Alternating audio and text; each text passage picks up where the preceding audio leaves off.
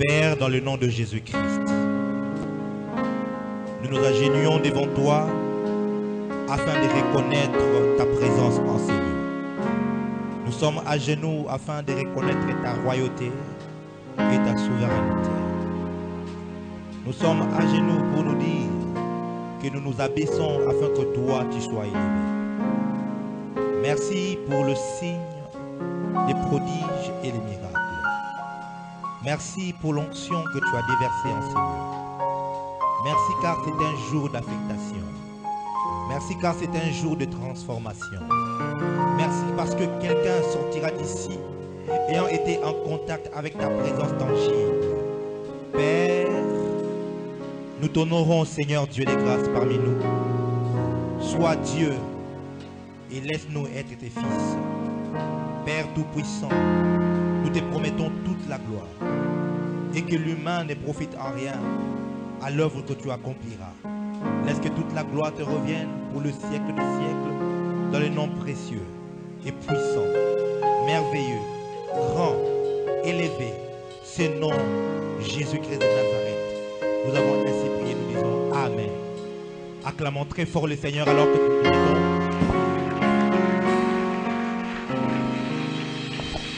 J'étais en train de dire qu'on acclame le Seigneur. J'étais en train de demander qu'on acclame.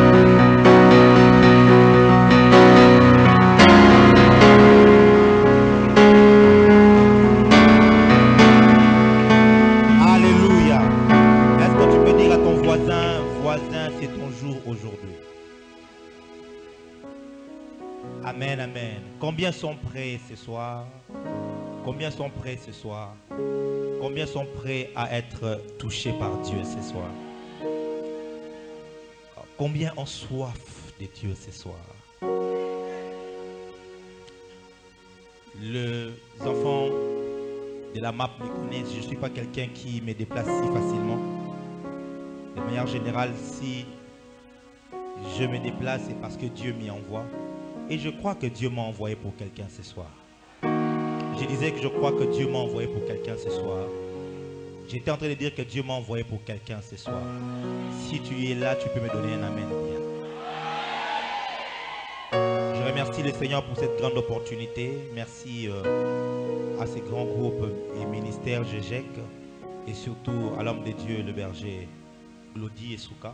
Dieu te bénisse. Merci pour ces privilèges. Merci aussi à toute l'organisation d'avoir porté les regards sur le serviteur que je suis afin d'apporter la parole. J'aimerais encore une fois et particulièrement honorer la présence de l'homme de Dieu, le prophète Dieu béni Chilé. Est-ce qu'il peut encore s'élever? On va l'accueillir une deuxième fois. C'est un homme que j'aime beaucoup, un homme que l'Église doit écouter, un homme que l'Église doit entendre. Alléluia. Il est en train de faire un grand travail à côté d'Emboudi ici.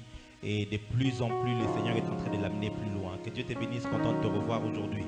Amen, amen. Est-ce qu'on peut vite aller dans la parole de Dieu? Je prie que Dieu me permette d'être assez concis parce que il a un grand travail à faire ce soir. Et je n'ai pas l'intention de beaucoup parler. J'ai juste l'intention de laisser Dieu faire quelque chose de particulier dans la vie de quelqu'un ce soir. Amen. Plusieurs malades seront guéris aujourd'hui. Dieu va guérir les malades. Alors que je venais, Dieu me parlait, il m'a dit, il veut guérir les malades. Si tu es ici et que tu es malade, sache que tu ne sortiras pas d'ici avec ta maladie. Ta maladie restera ici. Alléluia. Alléluia.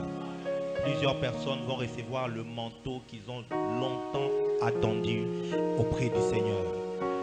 Plusieurs personnes sont allées dans les forêts en train de demander des dimensions à Dieu. Plusieurs sont entrés dans des retraites prolongées afin de soupirer après certaines grâces, certaines opérations spirituelles. Dieu dit que ce jour est arrivé et c'est aujourd'hui où tu recevras le résultat de tes prières et l'exaucement à ta requête. Oh Seigneur Dieu, j'ai même pas envie de prêcher. Je sens une forte gloire de Dieu, une forte présence de Dieu qui... C'est comme une forte décharge qui est sur moi. Mais je dois partager la parole de Dieu d'abord avant de faire quoi que ce soit. Nous sommes dans le livre de Juges, chapitre 15, verset 14. à 17. Est-ce qu'on peut baisser juste le son du piano? Vraiment?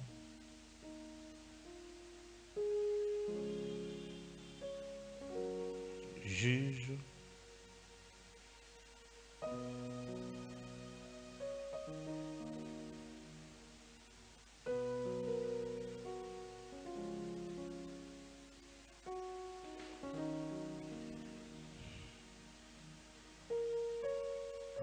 À partir du verset, Juge chapitre 15, du verset 14 jusqu'au verset, prenons jusqu'au verset 16 carrément.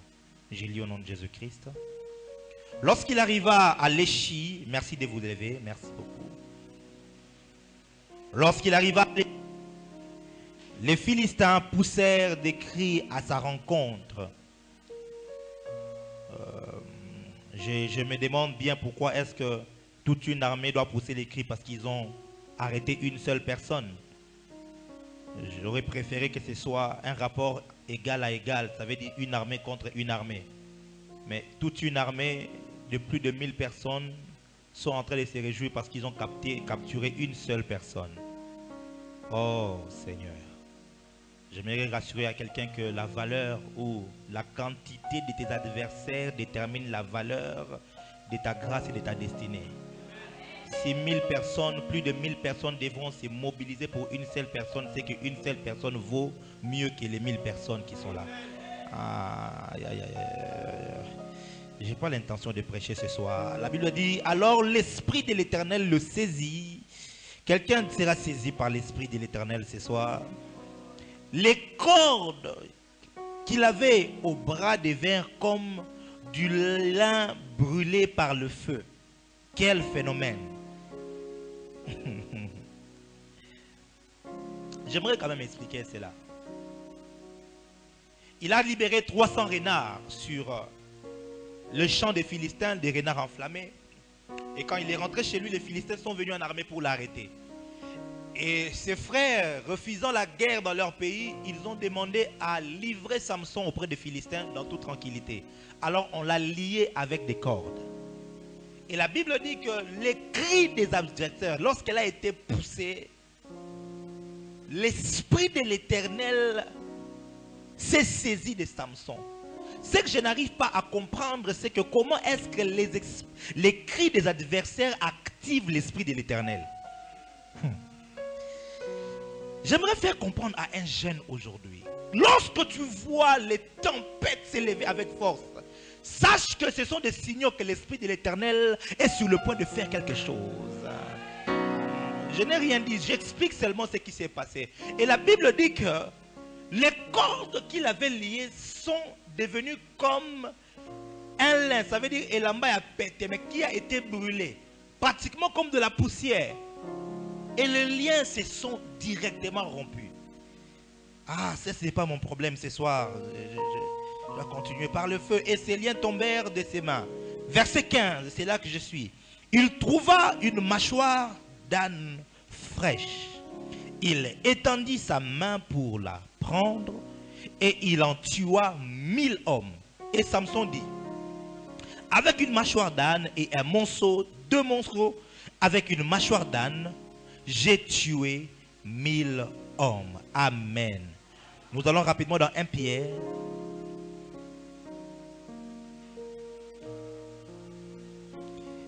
Pierre chapitre 4.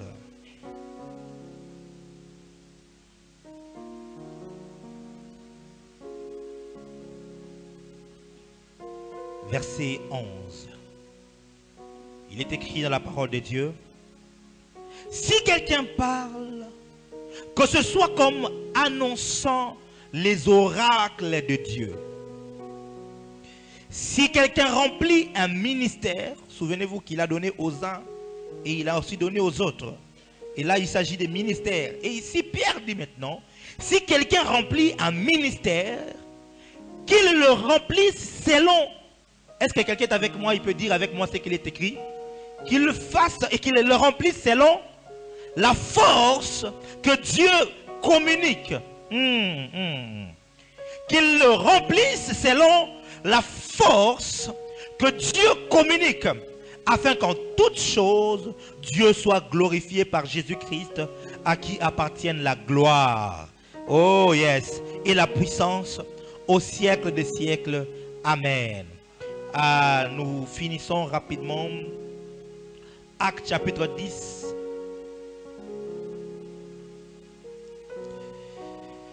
Verset 38, un texte que j'aime beaucoup. Il est écrit: vous savez comment Dieu a oint du Saint-Esprit et de force.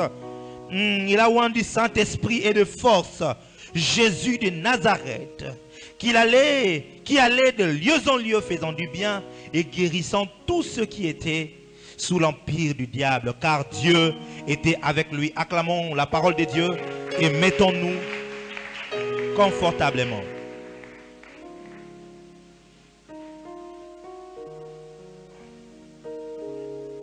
Tu peux me toucher quand je m'approche de toi. Tu peux me toucher quand je m'approche de toi. Tu peux me parler quand je m'approche de toi. Quand je m'approche de toi. Quand je m'approche de toi. Quand je m'approche de toi, quand je m'approche de toi, tu peux m'affecter. Quand je m'approche de toi, tu peux m'échanger. Quand je m'approche de toi, quand je m'approche de toi, quand je m'approche de toi, je m'approche de toi ce soir. Quand je m'approche dans ces lieux,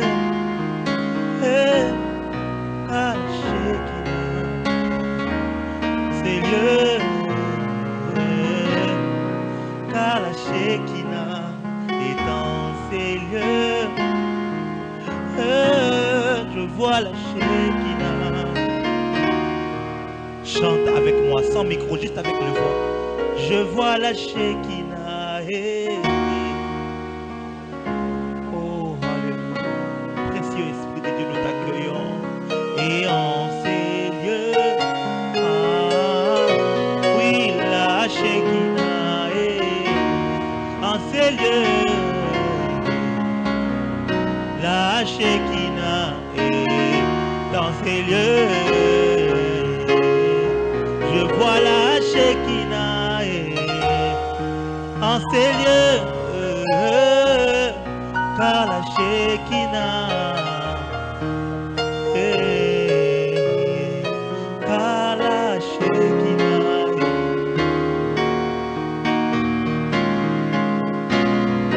car la Shekinah. Je ne veux plus pécher sans elle, je ne veux plus enseigner sans elle.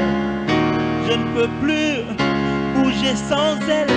Je ne veux plus prophétiser sans elle. Je ne veux plus faire le ministère sans cette Shekinah. En ces lieux, la Shekinah. En ces lieux, voilà. En ces lieux.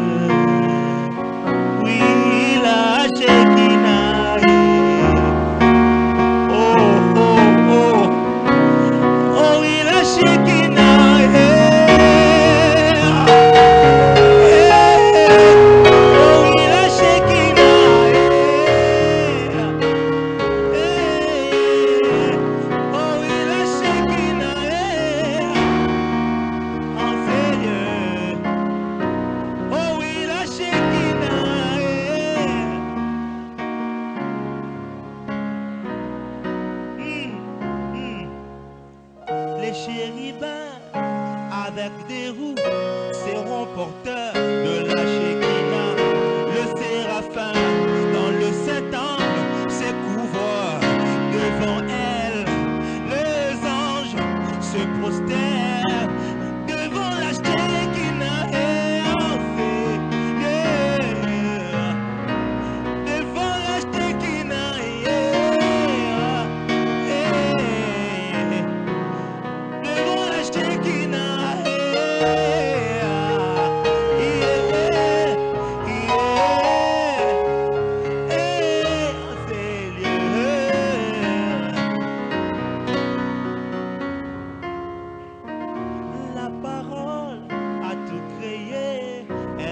le commencement avec Dieu. Mais finalement, elle s'est faite chair. Elle habitait parmi les hommes. La Shekinah s'est personnifiée. Elle est montée sur la croix. Après 3 jours, ressuscitée, montée devant la terre. La Shekinah, la Shekinah, la Shekinah est dans ses lieux. Oh oui, la Shekinah est. Oh oui, dans ses lieux. La Shekinah. Est-ce que quelqu'un est en train de sentir cette présence que je sens? Quand la Shekinah est là, on ne peut plus faire le service. Elle est sa propre modératrice. Elle est prédicatrice. Et la Shekinah. La Shekinah. La manifestation tangible et visible de la personne même de Dieu. En ces lieux, en ces lieux,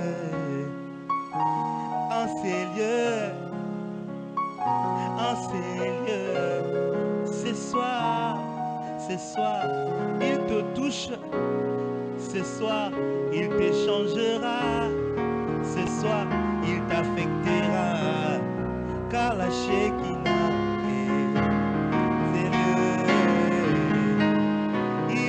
Car la Shekinah est.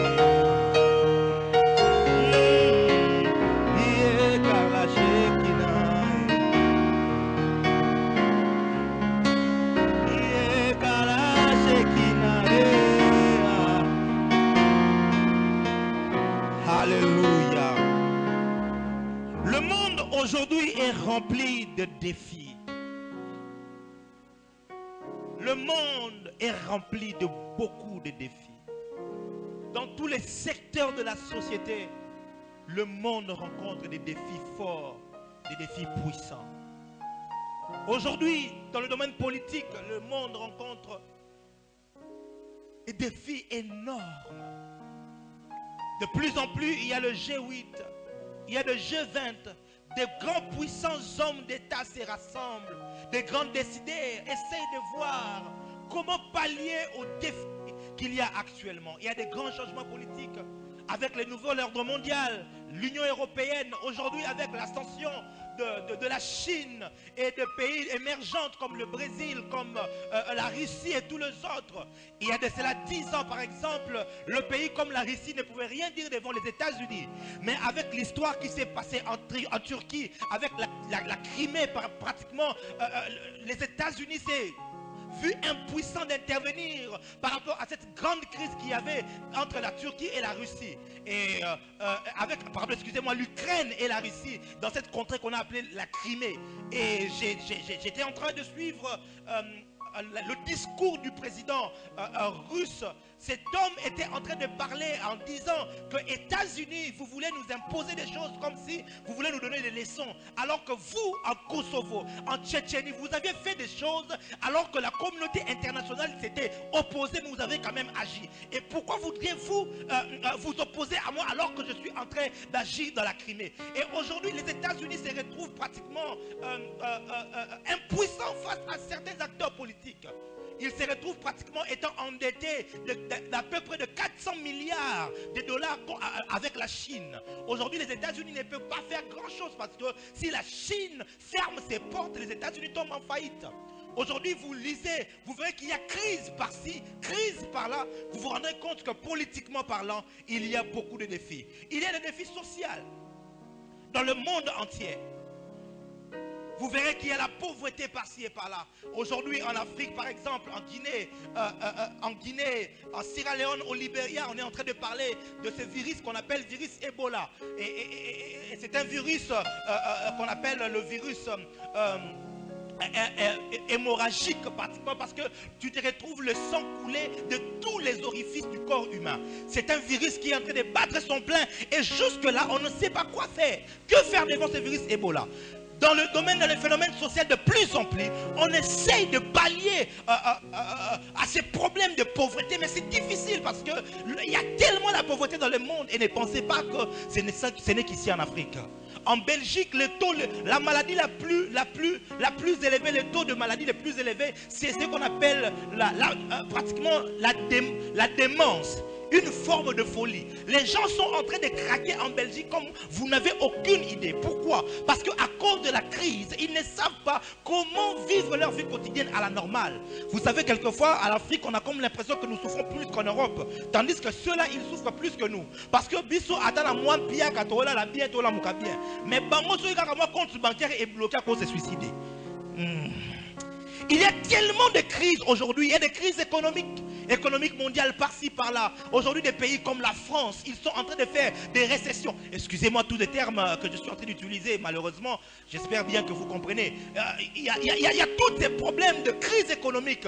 En Italie, en Espagne, des pays qui, pendant plusieurs années, étaient sécurisés économiquement parlant, mais sont en train de connaître des chutes. Qui aurait cru que la Grèce, aujourd'hui, serait en faillite pratiquement à cause de la crise économique? La crise est mondiale et c'est un défi dans le monde. Il y a plusieurs défis dans notre pays. Il y a le défi de la moralité. Aujourd'hui, quand vous regardez dans le monde, la moralité est en train de baisser dans les standards. De plus en plus, plusieurs pays sont en train de voter l'homosexualité ou le mariage libre comme étant une loi dans plusieurs pays, dans plusieurs nations d'Europe et dans plusieurs États, dans les États-Unis d'Amérique. Plusieurs sont en train d'opter cela. Les antivaleurs sont en train de devenir des valeurs. Dans notre pays, par exemple, un des défis que nous avons, c'est la corruption. Vous savez, quand tu vas dans un pays comme le Congo et que tu refuses de corrompre, on dit que Viewana Azafou. Ça veut dire que osa faux parce que tu refuses de faire le mal. Et osa bien quand tu fais le mal. Voyez-vous, il y a inversion des valeurs dans notre pays. J'étais en train de parler avec les élèves des finalistes. Et on était en train de m'apprendre que si vous, en tant qu'école, vous ne payez pas certains inspecteurs, vous risquez de ne pas faire 100%. Et on risque de vous cochonner. Voyez-vous, même si tu es chrétien et que tu pries, tu te rends compte que dans l'examen d'état, ça va te bloquer. Parce que tu seras obligé de faire des cotisations extrascolaires. Au-delà de ce que l'État a prescrit, tu dois faire. Et si tu ne fais pas, tout le monde est contre toi. Parce qu'on dit que tu es TTS trop spirituel. Ce sont des défis que nous avons aujourd'hui. Et même dans notre pays, l'homosexualité est en train de monter en flèche. Quand vous allez à Bon Marché, sur Victoire, Kasavubu, vous allez maintenant à Bandal, de plus en plus à Gombe, vous voyez comment est-ce que les homosexuels sont en train de monter avec puissance et force. Ce sont des défis moraux que nous avons dans notre pays et ainsi que dans le monde entier. Dis à ton voisin, lève les standards.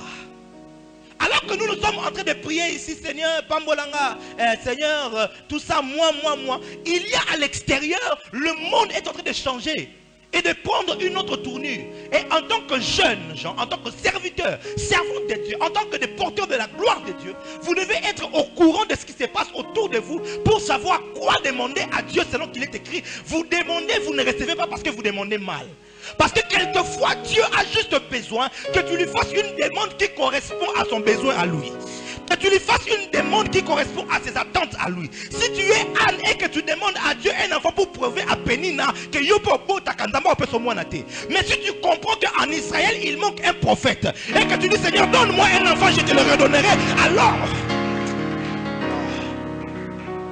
le monde est en train de connaître des défis terribles. Nous avons aujourd'hui des défis religieux. De plus en plus, si vous essayez de vous informer, l'islam est en train de prendre l'assaut. Les statistiques disent ceci. Si on enlève le catholicisme, ou encore on enlève juste le protestantisme, ou on enlève une seule tendance chrétienne dans la religion qu'on appelle la religion chrétienne, une seule tendance, ça veut dire on enlève les méthodistes, ou on enlève les baptistes, ou on enlève les ménonistes, ou on enlève, peu importe la tendance qu'on va enlever, si on enlève une seule tendance chrétienne, l'islam sera la première religion mondiale. enlever les protestants de ce groupe qu'on appelle la religion chrétienne.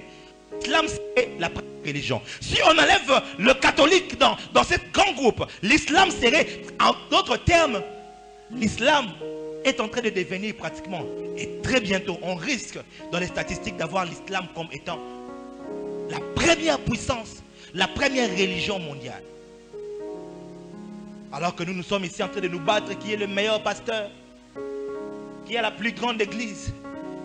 Jamais tu verras un imam aller porter en justice un autre imam.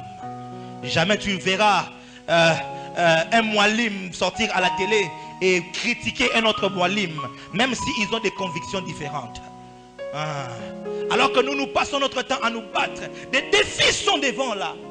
Nous sommes une génération d'Élie. Une génération qui prépare la voie. Une génération des hommes et des femmes qui ne supportent pas les défis qui sont devant eux. Vous savez, je ne suis pas venu pour tout le monde. Je suis venu peut-être pour une seule personne qui comprendra ces messages. Et à l'issue de sa compréhension, il recevra quelque chose venant de Dieu. Je ne suis pas venu chercher ou prêcher à des gens qui ont simplement besoin d'une guérison et partir. Je suis venu parler à un jeune homme, à une maman, à une jeune femme ici en ces lieux, qui prendra conscience des défis qui sont à l'extérieur et dira: Seigneur, me voici, je veux faire ta volonté aujourd'hui. Et ceux qui seront prêts pour cela, Dieu fera descendre quelque chose du ciel pour eux. Oh, des défis religieux, il y en a tellement. Et si je dois vous parler en termes de statistiques, en termes de ce qui se passe dans le monde, de plus en plus, aujourd'hui, hier j'étais en train de suivre un document ou faire des recherches. J'étais en train de me rendre compte que 75% des bâtisses ecclésiastiques au Royaume-Uni sont en train de se transformer soit en loge occulte, soit en boîte de nuit, soit en supermarché, soit en un mosquée, soit peu importe. Mais de plus en plus au Royaume-Uni, les églises sont en train de fermer. Je suis abonné à un site où on parle de la mission dans les pays musulmans et on parle de comment est-ce que les chrétiens sont persécutés. Vous n'avez aucune idée de combien est-ce que c'est qui prêchent en Afghanistan, en Liban, dans tous ces pays arabes. Comment est-ce que jour pour jour, ils sont en danger, ils sont tués, femmes et enfants. Ce qui m'étonne avec les musulmans, quand ils viennent ici, ils viennent au nom de l'œcuménisme. Moi je me pose la question, si vous voulez que nous fassions l'œcuménisme chez nous, commençons d'abord chez vous.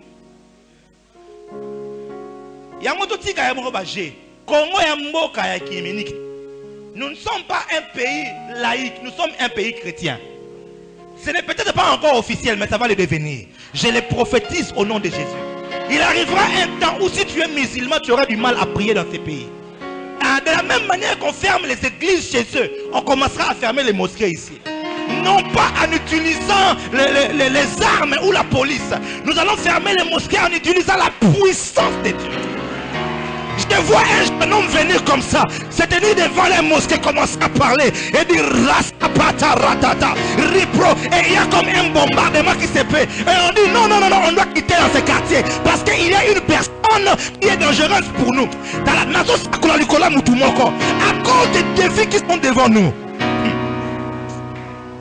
À cause des défis qui sont devant nous, Dieu va libérer quelque chose de fort pour faire la mission. Alléluia. Donne-moi un amen bien.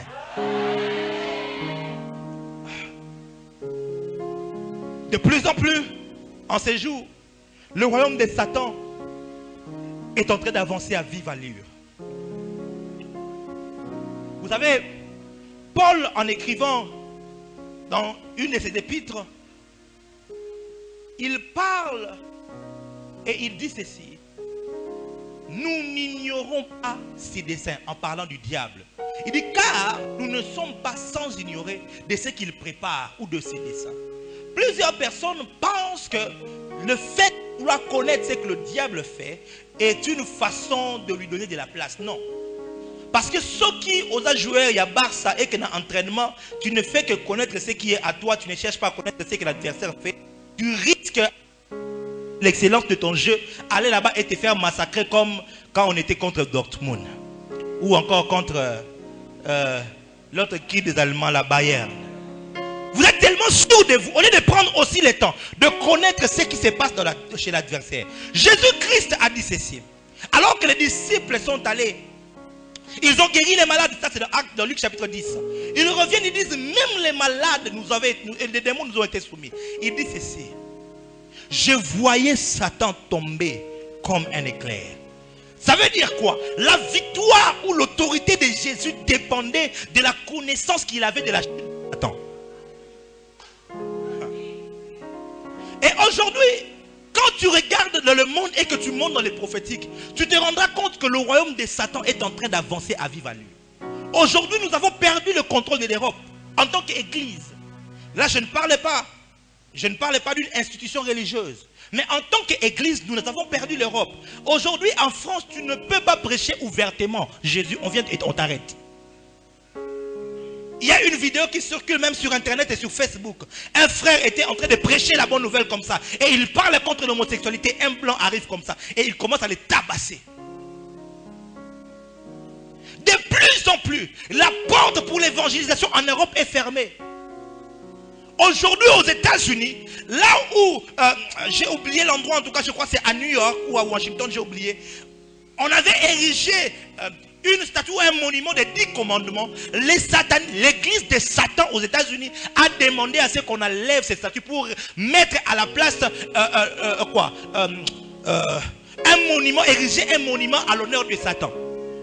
Et je vous dis que actuellement, il y a des lois qui sont en train d'être signées pour que les 10 commandements de Dieu soient remplacés par un monument qui est dédié au diable. De plus en plus, mes bien-aimés, quand vous allez au Congo-Brazzaville, vous vous rendrez compte que l'église est en train de s'affaiblir.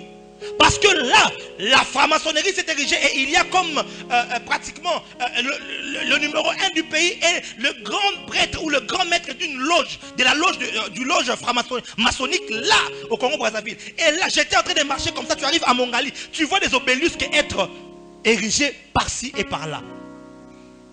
Plus en plus, le royaume de Satan est en train d'avancer à vive allure. Et de plus en plus, notre pays est un pays qui est le plus visé. Autrefois, nous avions parlé de la sorcellerie. Autrefois, nous avions juste parlé de certains faits. Mais aujourd'hui, les enjeux sont encore plus élevés. Parce que la Rose-Croix monte. La franc-maçonnerie monte. Les écancars qui, autrefois, faisaient des réunions en privé, on les appelait occultistes. Maintenant, ils mettent des banderoles. Je ne sais pas en quoi ils sont maintenant occultes. Parce que occulte veut dire caché. La Maïkari met maintenant des banderoles pour dire venez prier chaque dimanche, ceux qui font un dimanche, tout ça, les dieux créateurs. Chacun est en train de s'exposer. Et les défis sont là, mes frères et sœurs. Mais pendant cela, la tragédie que nous connaissons maintenant, c'est qu'alors que les défis sont devant nous, alors que le diable avance, pendant ces temps, l'église n'est en train de croître qu'en nombre de discoureurs. Des hommes et des femmes qui travaillent l'éloquence, qui travaillent la rhétorique. Des hommes et des femmes qui travaillent un bon français, on croit que c'est cela, avoir l'onction. Aujourd'hui, qui dit prédicateur veut dire j'ai dit à quelqu'un, le Seigneur, il va faire des grandes choses. De plus en plus, c'est le grand nombre de docteurs en encre correcteur rouge pour corriger les autres.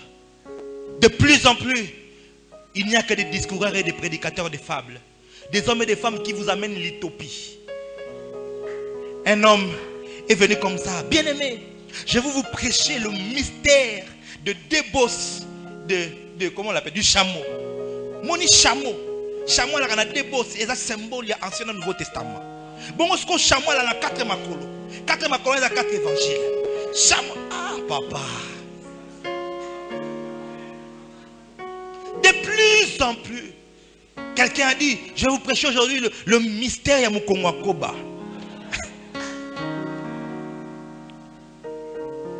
Quand vous allez à Kingasani, vous allez trouver ce genre de messages trop forts. Et là-bas, ils sont à l'aise dans ce genre de messages. Ils veulent, et de plus en plus l'église, on veut ce genre de choses. Quand je viens ici et que je commence à vous parler, j'ouvre un tout petit peu quelques notions. Je prends un peu de l'Ancien Testament, je prends un peu dans le Nouveau Testament, je vous balance, alors vous êtes debout. Oh my God, c'est très fort, alléluia. De plus en plus, on a des prédicateurs qui sont sensationnels et non pas des prédicateurs qui sont transformationnels. Je peux vous choquer aujourd'hui en vous disant ceci. La prédication est un art. C'est un art. Et on étudie cela à l'école. Ça s'appelle l'homilétique, l'art de prêcher. J'ai fait la théologie. Donc, je sais ce que je suis en train de dire. C'est un art. Je peux vous apprendre comment commencer d'ici à là, comment vous faire lever, comment faire ceci. On peut faire ça. Si je veux faire ça maintenant, je n'ai qu'à commencer. Pam, pam, pam, pam, pam. Mais ce n'est pas ça qui change. Et à cause des défis qui sont devant nous, hein, ce n'est pas qu'il faut refuser et laisser cela. Mais je crois qu'on doit chercher quelque chose de plus puissant que ça. Paul était un docteur de la loi. Il était entre les mains de Gamaliel. Après, il a reçu la lumière de la parole et la révélation de Christ. Quand il est allé à Corinthe, il dit ceci. Et ma parole et ma prédication ne reposez pas sur des discours persuasifs de la sagesse humaine, mais à la démonstration de la puissance et d'esprit. Je ne suis pas en train de dénigrer ou de dire que ceux qui prêchent bien ont tort de le faire. Non, il faut bien prêcher. Il faut chercher, faire des recherches, être intelligent si c'est possible. Tu as la possibilité d'aller plus loin dans les études, il faut le faire. Mais je crois que à cause des défis qui sont devant nous, des simples discours ne vont plus suffire. Si je suis devant un homosexuel qui a une principauté en elle-même, le mot grec de sozo qui veut dire salut, soteria, tout ça, ça ne va rien faire chez lui. Ça ne va rien faire chez lui. Récemment, nous avons reçu un homosexuel qui s'était converti. Et il est venu au ministère afin que l'on prie pour lui. Et il était en train de nous parler de ce qui se passe en ville aujourd'hui. Mes frères et sœurs, notre pays est en train d'être pourri. Je ne suis pas venu ici avec un discours éloquent. Je suis venu vous faire prendre conscience de ce qui est devant nous et de la responsabilité que nous avons. Récemment, le Seigneur était en train de me parler et de me dire, nos pères ont fait un travail fort, mais leur travail s'est arrêté sur les enfants de série 7 et série 8. La preuve, c'est que la plupart des enfants de série 7, la plupart des enfants de série 8, ils connaissent quand même la Bible, même si les uns ont rétrogradé. Il y a eu un réveil dans les années 1970, 1980, les bars fermés ici à Kinshasa. Et nos pères, vous savez, à l'époque, je croyais que c'était des vieillards. Or, ils ont eu tous pratiquement 50 ans, 50 ans, 50 ans, il y a que quelques années ici. Ça veut dire qu'en 1980, ils avaient à peu près 20 ans, 25 ans, 30 ans à peine. C'était des jeunes gens, comme toi. Ah. Comme toi et moi. C'était des jeunes gens. À l'époque, ils s'étaient levés avec la conscience et des bars ont fermé dans cette ville. Mais il s'est posé un problème. En 1990, alors de 90 à 95, il y a eu aussi des croisades. Mais le problème, c'est que toi qui es né en 1990, en 1995, alors de la croisade, tu n'avais que 5 ans. Et à l'âge de 96 jusqu'à ce jour, le taux de croisade a vraiment baissé. Ce qui se fait qu'on se retrouve avec une génération qui est née sans pour autant entendre la bonne nouvelle. C'est la série 9. Parce que moi, en 1990, Lélo, Basseria va réveiller en 1995, 94, 90. Il avait 3 ans, c'était un enfant. Mais aujourd'hui, il a 24 ans. Et à 24 ans, 17 ans, à 6 classes, à 22 ans déjà pratiquement, il a sa licence. Et à 23 ans, il travaille, il est marié, la vie commence. Pendant ce temps-là, nous sommes enfermés entre nos 4 amis en train de chanter Alléluia. Et une génération est en train d'être ravagée par le diable, par la franc-maçonnerie et par toutes ces choses-là. Alors que nous nous contentons d'être entre nous. Mes frères et sœurs, de plus en plus, j'ai une colère sainte. De plus en plus, je n'arrive même pas à aller prêcher dans les milieux chrétiens. Parce que je viens, je me retrouve, bon, après, surtout ça, après, qu'est-ce qu'on va en faire? On va rentrer à la maison, on va continuer notre vie pour attendre la prochaine édition des Raglos et venir encore nous exciter un tout petit peu, et puis après on rentre encore à la maison. Dieu ne donne pas sa puissance aux paresseux. Dieu ne donne pas sa puissance aux personnes traites.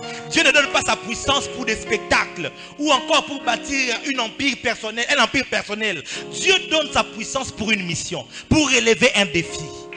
Et si je me suis levé avec ce message de la puissance de Dieu, ce n'est pas parce que je suis puissante. Non, c'est parce qu'il y a un défi. Et je me suis dit, mais je vais aller avec le nom du Seigneur Jésus. Cet homme s'appelle Samson. Il est arrêté, menotté, parce qu'il y a toute une armée qui est venue prendre possession de lui. Vous savez, le problème avec l'église, c'est que nous ne comprenons pas la stratégie du diable. Le diable sait que si nous arrivons à lier l'homme fort, ça veut dire que nous pouvons posséder toute la maison. C'est la raison pour laquelle tu as peut-être autour de toi, ou encore toi-même, tu peux être la personne que Dieu va utiliser pour changer ce quartier, pour changer cette commune. C'est la raison pour laquelle le diable va s'agripper dans ta vie. Tu te retrouves là avec la masturbation que tu n'arrives pas à arrêter. Tu te retrouves là avec des démons qui te compliquent par-ci et par-là. Femme de nuit, mari de nuit, avec des péchés que tu n'arrives pas à arrêter. Si tu ne sais pas, c'est que le diable s'appesantit sur toi, parce qu'il sait que s'il t'a toi, il aura tout le quartier. C'est l'histoire de cet homme qu'on appelle le fou de Gadara. La Bible dit qu'il avait le nombre de démons qui était à peu près de 5000 légions. 5000, allant de 5000 à 15 000. Et la Bible dit ceci, quand on l'a délivré, il est allé prêcher à la Décapole. La Décapole, c'est un ensemble de 10 villes. Prenons 10 villes. Tozu Kinshasa, Tozu Kasangulu, Tozu Kisantu, Tozu Kimpese, Tozu Matadi, Tozu Boma, Tozu Gibwe, Tozu Kwiti, Tozu Bandunduville, Tozu Brazzaville. Ça fait un ensemble de 10 villes. Ça veut dire que cet homme est allé prêcher dans pratiquement 10 villes. Un évangéliste international. Je comprends la raison pour laquelle le diable a mobilisé 5000 démons pour l'arrêter lui. Parce qu'il avait une grande destinée. J'aimerais dire à une personne, les difficultés que tu rencontres maintenant sont des panneaux indicateurs de la destinée que tu as. Les défis que tu as aujourd'hui, ce sont des panneaux indicateurs de la destinée que tu as. Si le diable s'appesantit contre toi, c'est parce qu'il a un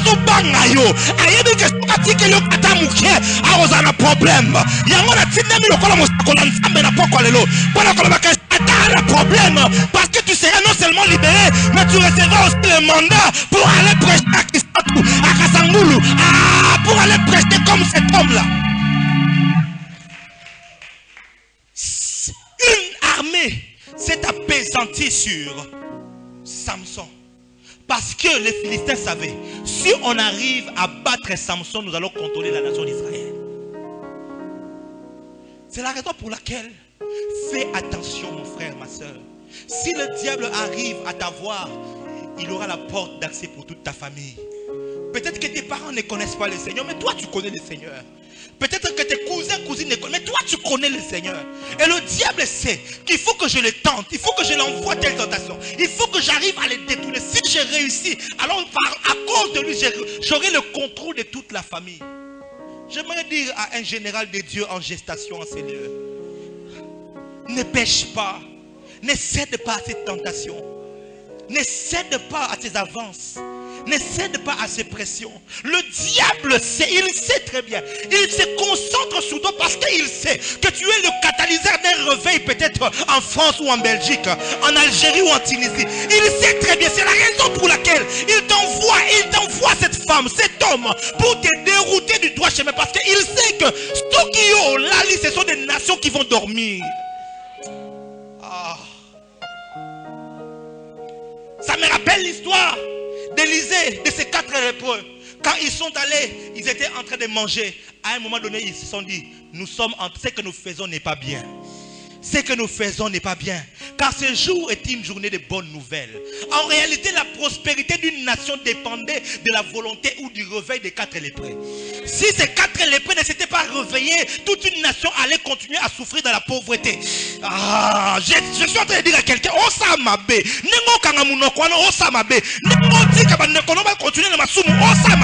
parce que peut-être que ta famille va être sauvée, ceux qui ont télémi, qui ont sameli, qui ont télémi, peut-être que ton quartier va être sauvé.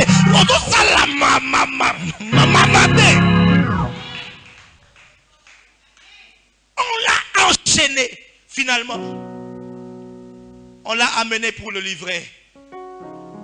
Ce que j'aime, c'est que la Bible dit que l'Esprit de l'Éternel s'est saisi. L'Esprit de l'Éternel s'est saisi. Ce n'est pas une dimension dans laquelle l'Esprit de l'Éternel agit en gentleman. Non. Là, l'Esprit de l'Éternel agit en Seigneur. Souvenez-vous dans Ésaïe chapitre 11, qu'un rameau sortira du tronc d'Isaïe et l'Esprit de l'Éternel reposera sur lui, l'Esprit du Seigneur. Et quand il est venu dans Luc 4, il a dit l'Esprit du Seigneur. Cette dimension-là, c'est une dimension où l'Esprit est roi, l'Esprit est Seigneur, l'Esprit exerce de l'autorité sur toi. La Bible dit qu'il s'est saisi de Samson. Et ce n'était plus la force de Samson. Je peux choquer quelqu'un que ce soit. Samson, c'était un monsieur maigrichon et maigre. Problème, mon problème. Pour autant, le dessin animé, c'était un gabarit. Le roi Golbert. Wana eba dessin animé, neka bakosa oké so amundele. Souki lala, mi soit bleu. Samson, c'était un maigre. Comment je le sais? Parce que je suis prophète.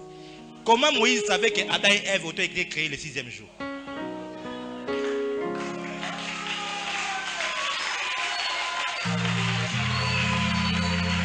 Mais la deuxième raison, la Bible dit ceci. Ils ont cherché à savoir où était le secret de sa force. En d'autres termes, bataille et penaboué. Badongoli, bamati bakiti. Bamoni ya mutu eloko boye makasi ko uta wapi. Ba engager moi si pour que ne découvrir secret force de cause parce que assurément elle va pas été. C'était un monsieur maigrichon, il n'avait aucune forme. Mais quand l'Esprit de l'Éternel le saisissait, il pouvait tenir le laiton de bâton, le bâton d'un portail de la ville. Et l'Esprit, quand l'Esprit de l'Éternel le saisissait, l'Esprit de l'Éternel se saisissait, il a pu attraper 300 renards. Comment est-ce que renard azakana mangu makasi, renard azakana moko avant que sika mokote, mais par l'Esprit de l'Éternel, il a pu maîtriser 300 renards. Il a tous attaché des années.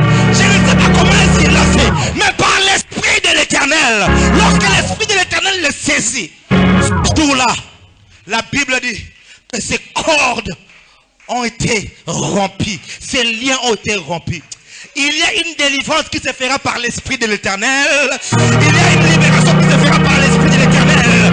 L'Esprit de l'Éternel viendra sur toi ce soir. Cet esprit géant qui te bloque ne sera plus te bloquer. Quand l'Esprit de l'Éternel viendra sur toi ce soir, cet démon de Marie de nuit va te lâcher.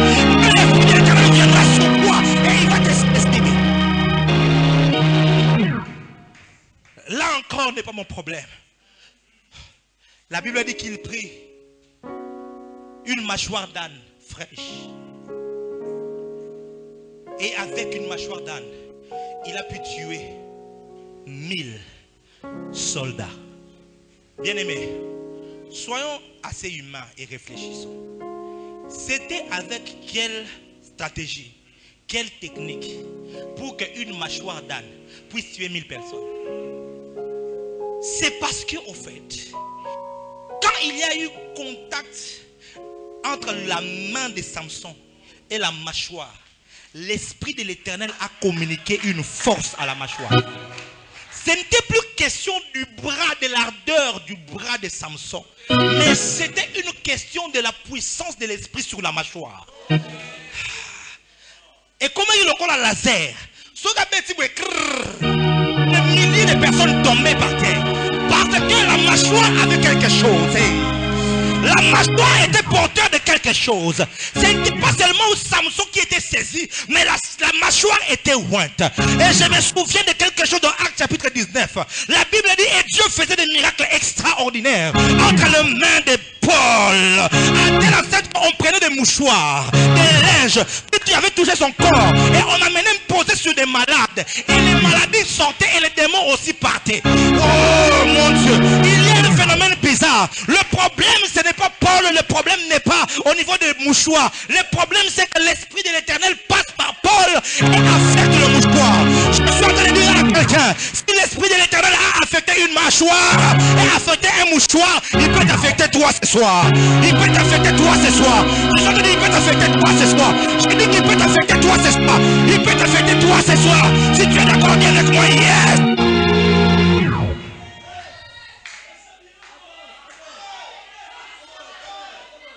1 Pierre chapitre 4, verset 11.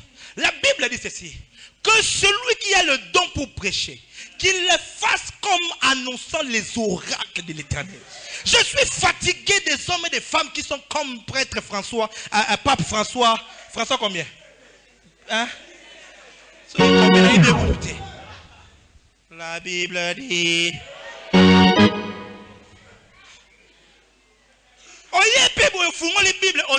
sur le Saint-Esprit. Après, quand la Bible dit Amen, que Dieu vous bénisse.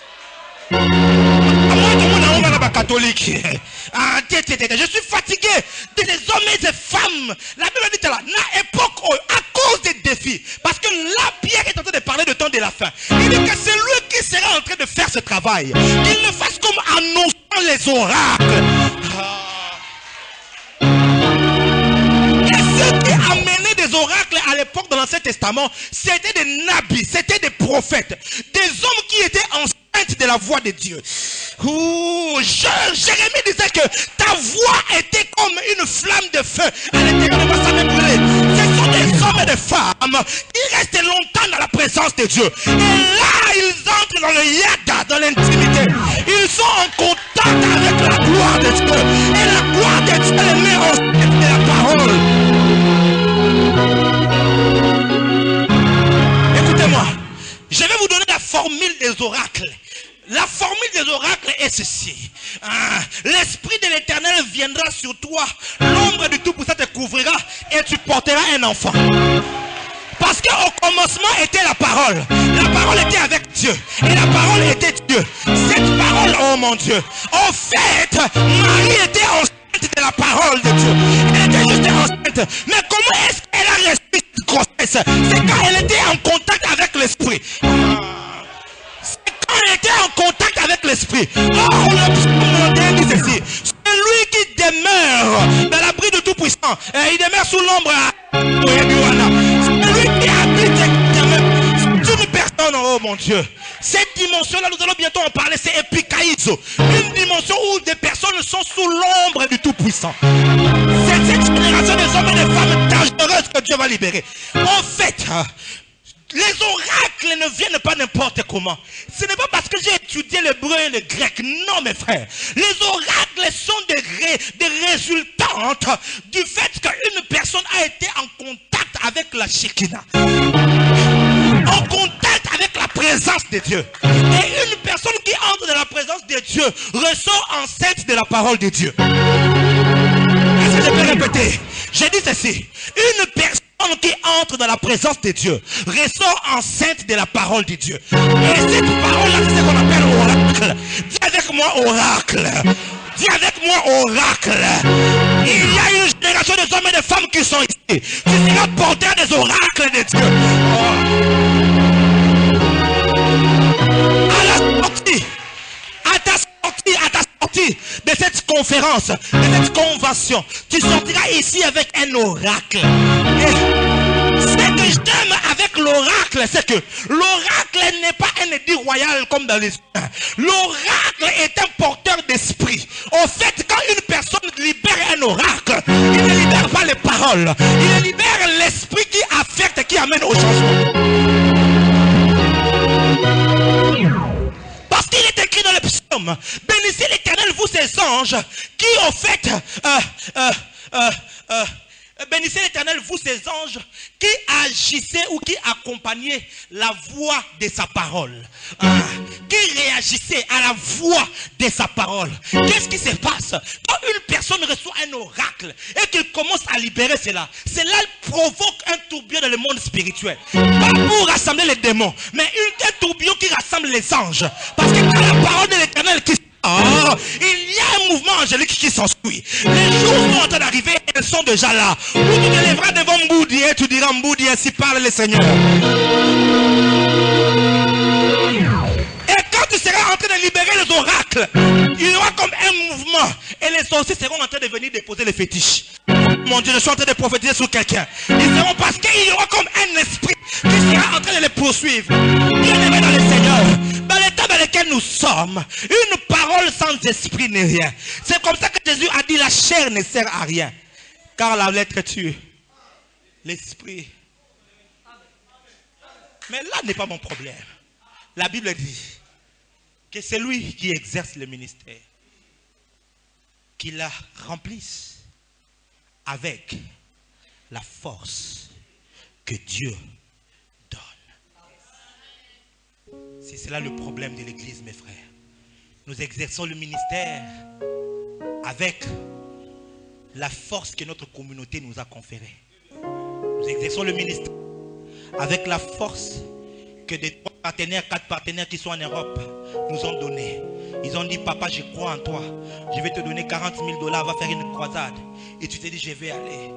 Nous faisons le ministère avec la force de notre background. Pour dire que moi, j'ai beaucoup étudié à Sorbonne. Vous savez, je parle un français machiavélique, vous savez, un français, voilà. Et parce que tu as fait la théologie, tu es docteur, hein, tu penses que c'est de là que viendra la force pour faire le ministère. Pierre est clair. Pourquoi Pierre a dit la force qui vient de Dieu? Parce que Pierre, c'était un homme de la cité. Un homme qui ne connaissait pas beaucoup. Mais il était en connexion avec celui dont il est écrit que Dieu l'avait oint d'esprit et de force. Il a vu comment est-ce que cet homme a travaillé avec efficacité. Et Pierre a pu en déduire que pour faire les œuvres de Dieu, il faut le faire avec une force que Dieu accorde. Et le mot force dont il s'agit ici, en grec, ça veut dire iskos ou ishos. En d'autres termes, ça veut dire puissance. Et le problème, c'est que jusqu'à aujourd'hui, quand on parle de la puissance, pour ceux qui étudient la Bible, ils pensent à exousia et à dunamis.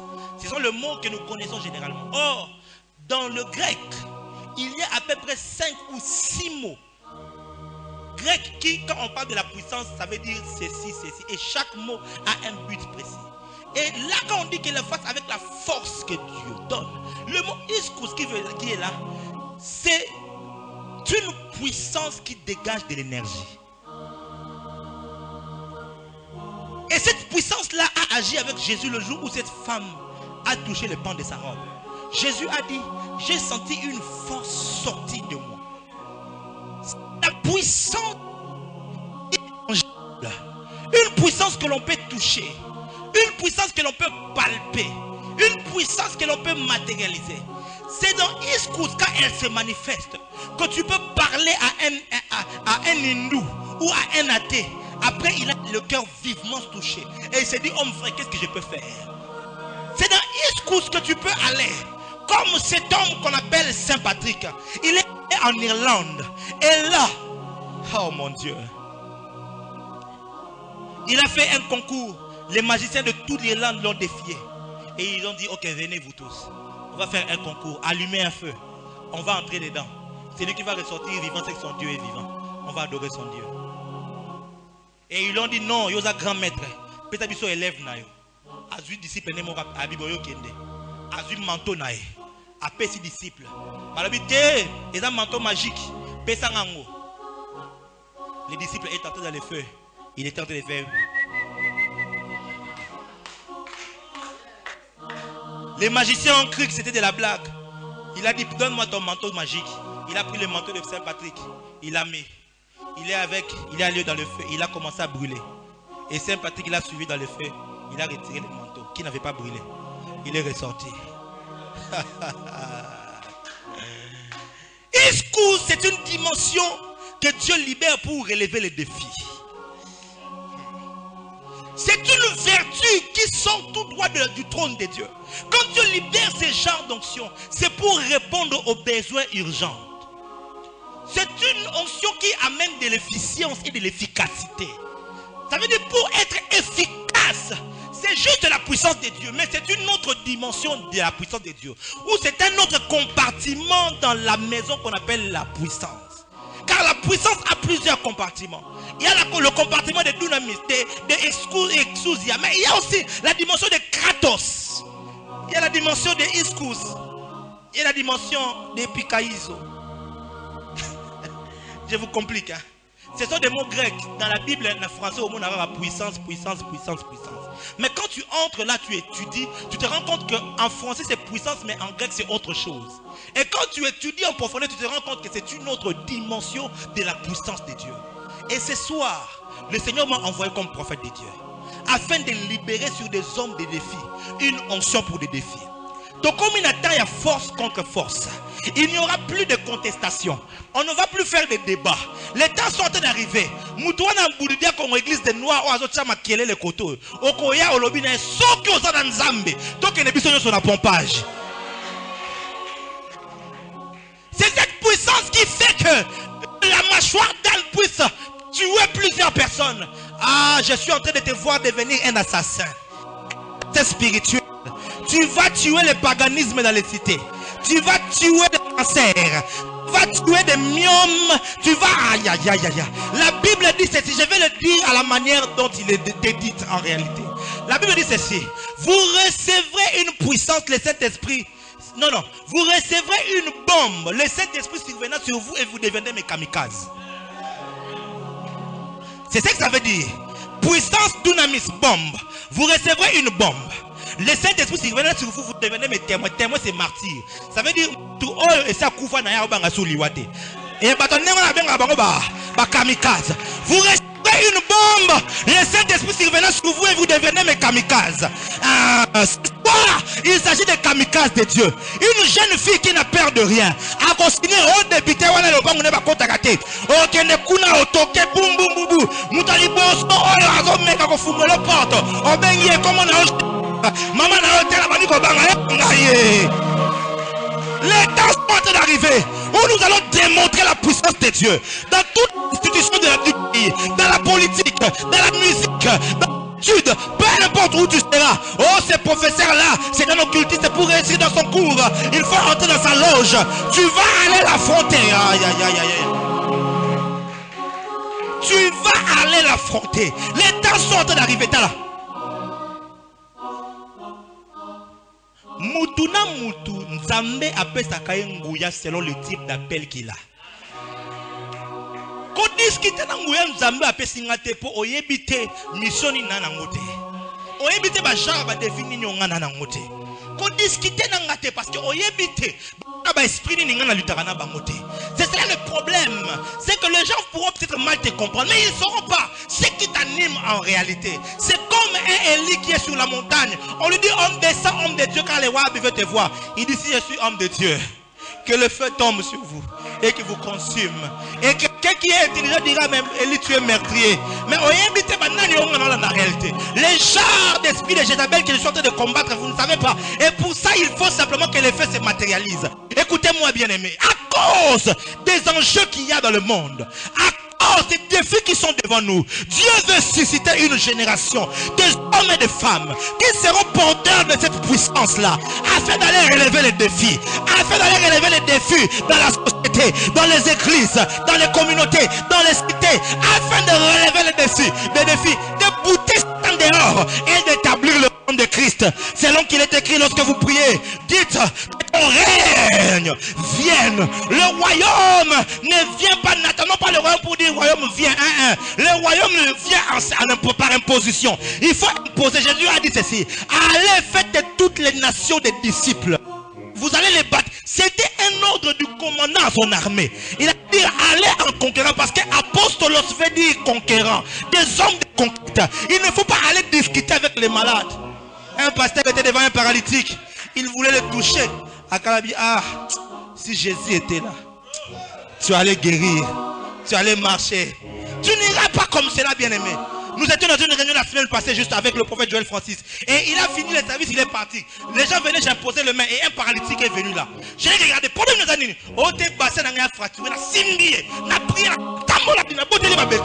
cet homme a commencé à marcher. Le temps n'est plus aux discussions. Le temps n'est plus à beaucoup trop. Je suis un théologien, je vous dis. Mais le temps n'est plus à beaucoup trop de discours. N'a pas si bien un mot grec. Changez bien. Ce ne sont pas les mots grecs qui vont vous changer ici. Mais la puissance de Dieu.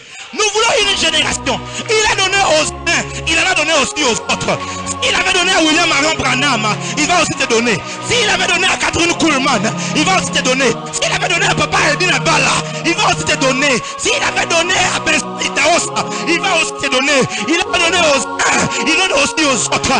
Dieu ne fait exception de personne. Dieu peut te communiquer la force qui vient de lui. Et par cette force, tu vas terrasser les ennemis. Par cette force, tu vas briser les verrous de fer. Par cette force, tu vas faire reculer l'enfer et introduire le royaume. Si tu es d'accord avec moi, dis Amen. J'aimerais finir. Arrête la musique s'il te plaît. J'aimerais finir en disant ceci. Ce soir, il y a un général de Dieu qui est ici. Ce soir, il y a une femme qui va bouleverser sa génération. Elle est ici. Ce soir, il y a un homme qui bientôt va commencer une église locale et il pourra rassembler plus de 50 000 personnes avec une parole qui donne la vie. Ce soir, le Seigneur est venu sélectionner un type précis de personnes. C'est pour eux que je suis venu. Des hommes de défi. Des hommes qui vont challenger des magiciens. Récemment, je suis venu prêcher dans cette contrée et l'Esprit m'a dit qu'il y a de plus en plus beaucoup de féticheurs. Et belé la contrée. À partir d'ici, Dieu me l'a dit, qu'il y a beaucoup trop de féticheurs. Dieu veut susciter des hommes et des femmes.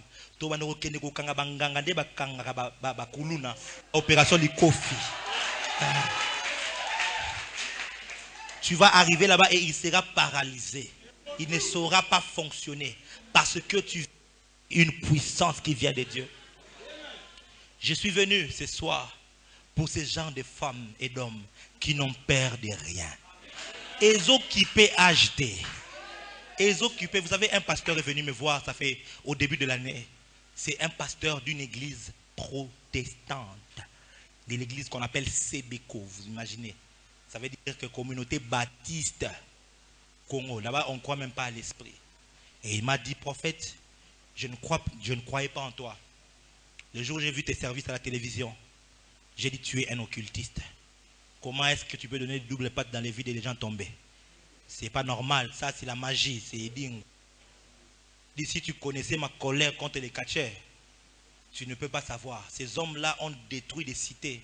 Quand ils faisaient leur marche, leur musique, ils dansaient, ils marchaient dans les villes. Ils libéraient des démons dans les quartiers. Une rage contre les catcheurs. Et il m'a dit, quand je suis venu dans ta réunion en décembre, je t'ai vu opérer. J'ai eu la conviction qu'il faut aller dans un. Je suis rentré dans la maison, je priais. Je sentais que je n'arrivais pas à prier. Alors j'ai dit, Dieu de Dimimbaya, si tu existes vraiment, viens me visiter. Il dit qu'alors que je l'ai dit, comme du vent est entré dans ma chambre. Et j'ai prié pendant 6 heures d'affilée. Il dit, c'est alors que j'ai su que tu étais un homme de Dieu. Je suis venu, c'était un pasteur, s'il vous plaît. J'ai dit, je suis licencié en théologie, en IPC. Et je sais que tu as quelque chose de Dieu. Mes frères et sœurs, nous avons prié pour lui par la grâce du Seigneur. Quand il est parti, il a été baptisé du Saint-Esprit ce même jour. Baptisé du feu. Quand il est parti dans son église, il m'appelle après 3 jours. Il dit, mais homme de Dieu, qu'est-ce que tu m'as fait? Il a commencé à parler en langue depuis ce jour-là jusqu'au 3e jour. Ça ne s'arrêtait pas. Il a fouillé l'église dimanche même parce que s'il allait, on allait découvrir qu'il